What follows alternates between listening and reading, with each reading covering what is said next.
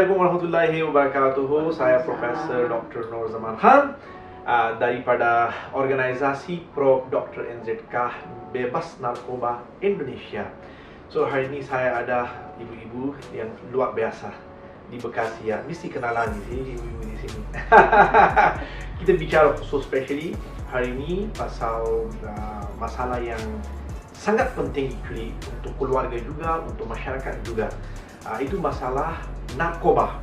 Macam mana kita boleh bisa buat free drugs Indonesia? Make sure di Indonesia ini yang khusus especially yang narkoba itu sekarang student, yang orang yang kuliah, anak-anak yang semua, even perempuan dan laki-laki dua-dua. Ya, so harus keluarga dia, parents dia, maksudnya orang tua dia harus jaga dia orang benar-benar and ajarin juga.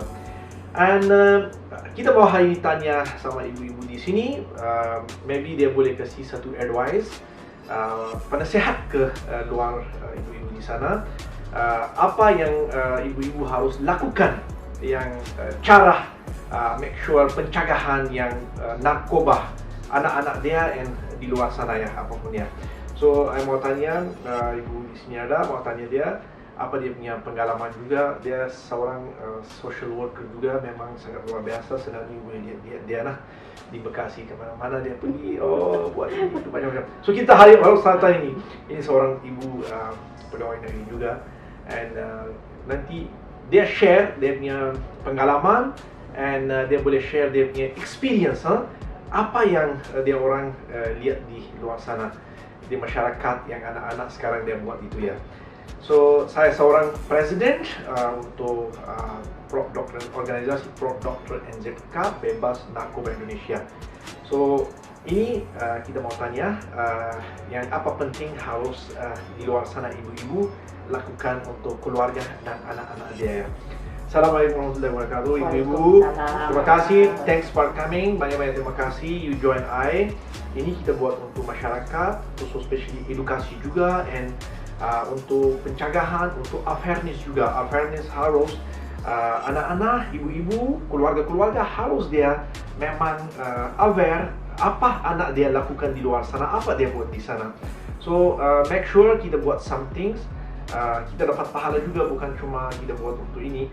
So make sure yang kita ajarin juga and share kita punya pengalaman, experience juga untuk ibu-ibu di luar sana ya. So macam mana you pikiran kalau misal anak-anak sekarang isi banyak anak-anak saya lihat hisap ini macam-macam lah, macam-macam sekarang ada ini semua narkoba itu. So itu memang bahaya juga. Harus apa kita lakukan? As a parents, maksudnya as a orang tua, as a social worker, as a maksudnya masyarakat, apa harus kita lakukan itu ya? Terima kasih Dokter Han yang begitu luar biasa. Selain juga dokter kecantikan, dokter kesehatan, tapi dokter dalam organisasi tentang bagaimana menangani narkoba. Nah, selama ini mungkin bukannya satu nasihat yang saya berikan, tapi saya juga sekedar minta nasihat dari dokter. Karena sebagai orang tua tentunya tidak mau melihat anak putra-putrinya terjerumus oleh narkoba. Karena itu anak adalah titipan. Kedua, bagaimanapun orang tua mengharapkan anak itu sukses. Tapi kalau kita lihat banyak sekarang melihat anak-anak muda, baik itu yang masih sekolah SD bahkan kena narkoba ini yang luar biasa, yang masa hidupnya mungkin habis kalau belum terjun situ. Tentunya saya minta sejauh mana dalam ilmu kedokteran barangkali ya, ilmu kedokternya kalau orang tua jelas tidak ada mau anaknya terjerumus itu, tapi setidaknya kita sebagai orang tua juga sudah berusaha dan memberikan yang terbaik. Pertama, bagaimana mendalamkan tentang agama itu kalau menurut saya ya. Insya Allah kalau agamanya sudah mendalam, sudah ada dasarnya, insya Allah anak itu tidak terjerumus macam-macam. Kedua, pergaulan harus kita tanya sejauh mana teman kita punya teman si A, si B, si C gitu. Nah, saya hari ini mungkin bertanya karena ini waktu yang singkat, waktu yang istimewa, waktu yang sangat berharga buat ibu-ibu, khususnya buat ibu-ibu semua. Bagaimana menangani masalah-masalah narkoba yang sekarang ini mungkin sudah begitu jauh melihat sasaran anak muda, bahkan bukan anak muda, ibu rumah tangga, bukan suami dan istri sudah terkena itu. Subhanallah, kalau kita lihat dibilang menjalik ya, kita tidak mengharapkan itu.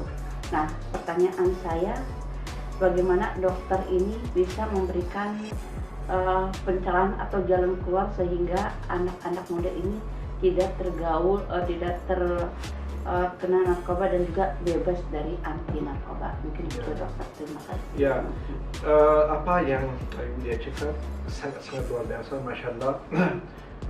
Dia ada pengalaman juga, as a mother, dia seorang ibu juga, mesti dia ada anak-anak juga, and I believe, alhamdulillah, dia ajarin anak-anak dia yang luar biasa. Itu yang ibu boleh kelihatan apa yang ibu dia bicara.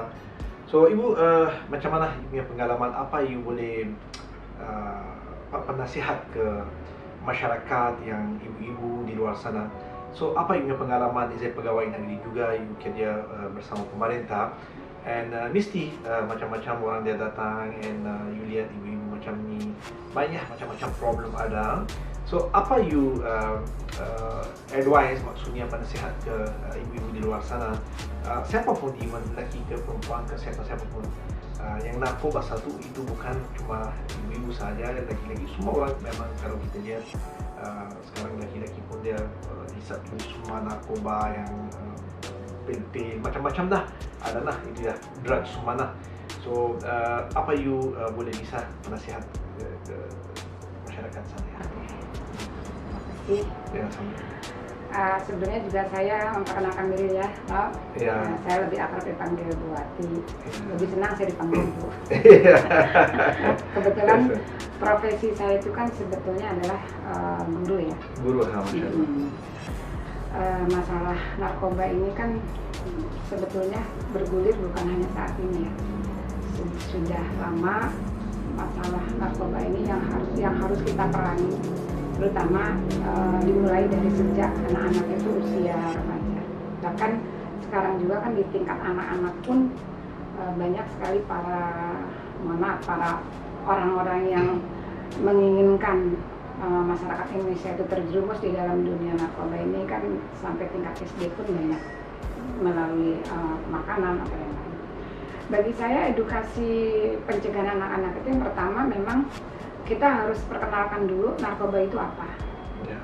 Sehingga kalau dia tahu tentang narkoba itu jenisnya ini semua, ya lalu ada bahaya-bahayanya, sedikit demi sedikit itu kan akan ngerem anak-anak itu untuk mengkonsumsinya. Kemudian kita juga harus memberikan edukasi di mana awalnya anak itu kecanduan narkoba itu kan dimulai dari pada saat anak itu bergaul sesama teman. Lalu dalam pergaulan itu kalau temannya ada yang merokok, ikut merokok, itu diawali dari rokok. Benar. Ya. Dari rokok itulah anak-anak kenal dunia yang namanya narkoba.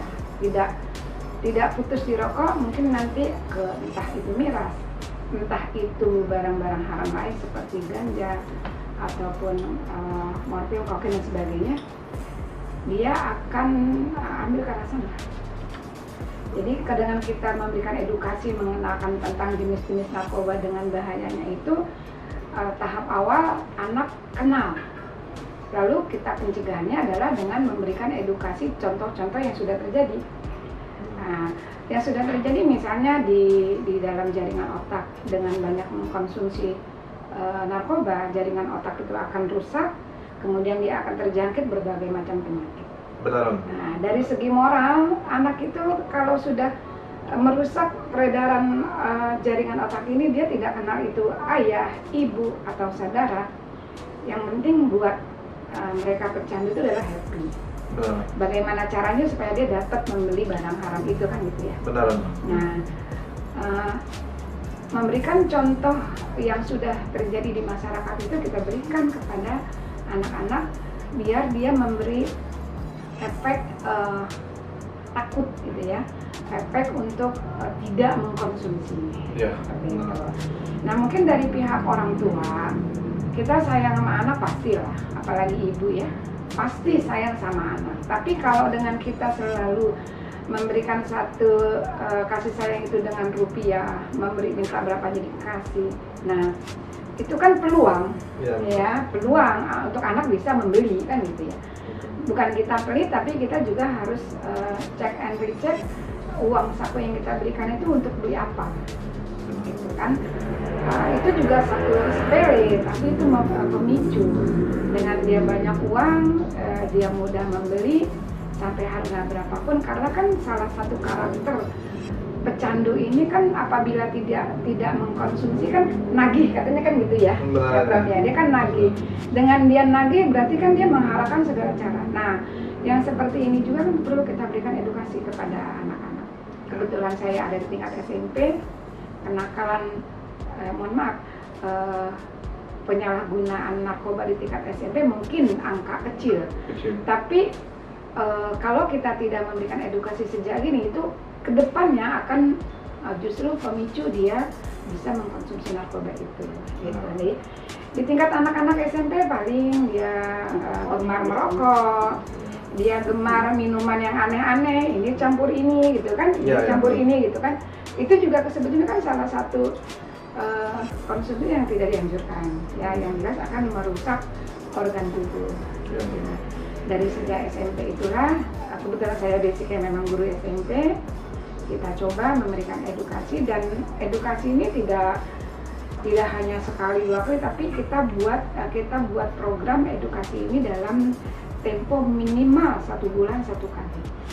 Ya, dan kita ambil narasumber juga bukan hanya dari kami di jajaran guru.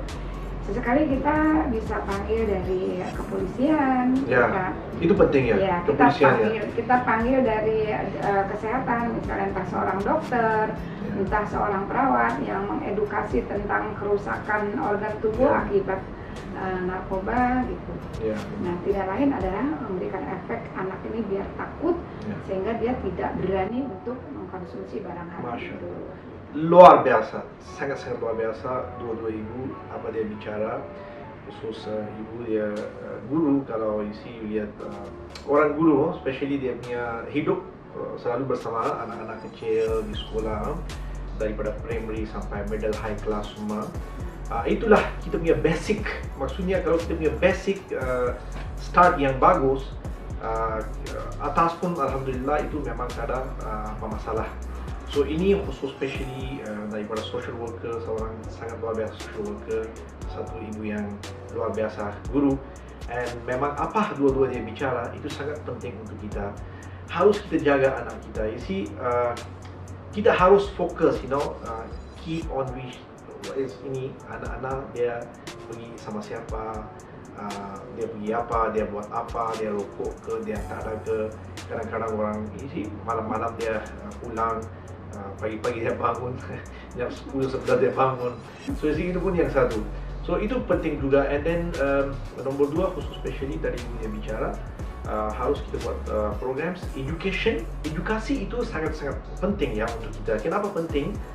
Itu like kalau daripada kecil anak-anak like primary school misal, daripada kecil kita ajarin dia orang benar-benar, insyaAllah dia orang memang boleh masuk ini dalam otak dia. Apa kita bicara, ini bahaya, ini tak bahaya, ini bagus untuk kita, ini tak bagus, ini baik, tak baik untuk kita.